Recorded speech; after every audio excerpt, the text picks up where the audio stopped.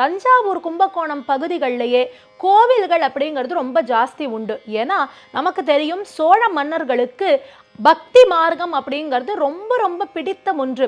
எல்லாரும் பக்தி மார்க்கத்துல செல்ல வேண்டும், சைவம் வைணவம் அப்படின்னு பேதமை இல்லாதபடிக்கு எல்லாரும் பக்தி செய்து இறைவனுடைய பேரருளை பெற வேண்டும் என்பதில் சோழ மன்னர்கள் பலர் உறுதியாக இருந்தார்கள். அதனுடைய ஒரு வெளிப்பாடு தான் அத்தனை கோவில்களை நம்ம அந்த ஊரை சுத்தி பார்க்கின்றோம். அதுல தலைநகரம் அப்படின்னு சொல்லக்கூடியது தஞ்சாவூர் அப்படிங்கிறது. சரி, இந்த தஞ்சாவூருங்கிற பேர் எப்படி வந்தது? அதற்கு காரணமே இந்த திவ்ய தேசம் தான், தெரியுமா?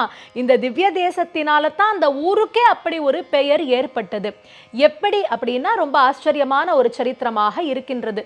3 கோவில்கள், இறைவன் 3 ரூபத்துல அங்க இருந்துருக்கார். முதல் பெருமாளுடைய திருநாமம் என்ன, கோவில் என்ன அப்படின்னு பார்த்தா தஞ்சை மாமணி கோவில் அப்படின்ட்டு பெயர். ஆழ்வார் பாசுரத்திலையும் அப்படித்தான் சொல்லப்பட்டிருக்கு இல்லையா? நம்ம முதல்ல ஆரம்பிச்சது திருமங்கை ஆழ்வாரனுடைய பாசுரம்.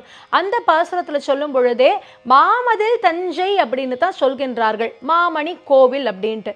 அதனால திருத்தஞ்சை மாமணி கோவில் அப்படின்னு சொல்லக்கூடியதுல பெருமாளுக்கு நீலமேக பெருமாள் அப்படிங்கிறது திருநாமமாக இருக்கின்றது.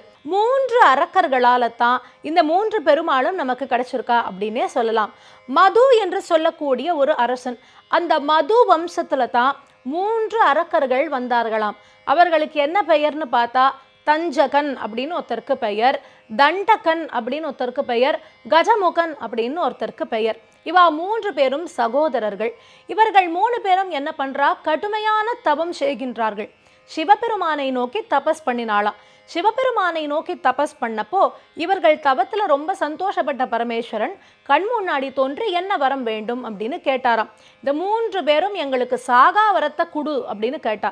அப்போ சிவபெருமான் சொல்றார், உலகத்துல பிறந்த யாருக்கும் சாகா வரம் அப்படிங்கிறது கொடுக்கவே முடியாது. அதனால ஒண்ணு வேணா என்னால சொல்ல முடியும், என்னால உங்க 3 பேருக்கும் எந்த ஆபத்தும் வராது அப்படின்னு சொல்றாராம்.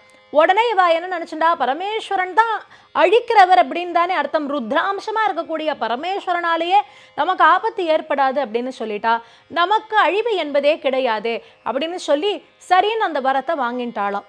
இந்த வர வாங்கின கையோட இவாளுக்கெல்லாம் துரு துரு துரு துருன்னு வேலையை பார்க்கணும்னு எண்ணம் வந்துடும் போல் இருக்கு. எப்படி வேலை பார்க்கணும், இருக்கிறவா எல்லாரையும் தொந்தரவு பண்ணணும், முனிவர்களை கஷ்டப்படுத்தணும், தேவலோகத்துக்கு போகணும், இந்திராதி தேவர்களை அங்கேருந்து அடிச்சு துரத்தணும், அங்க போய் இவா உக்காந்துக்கணும்,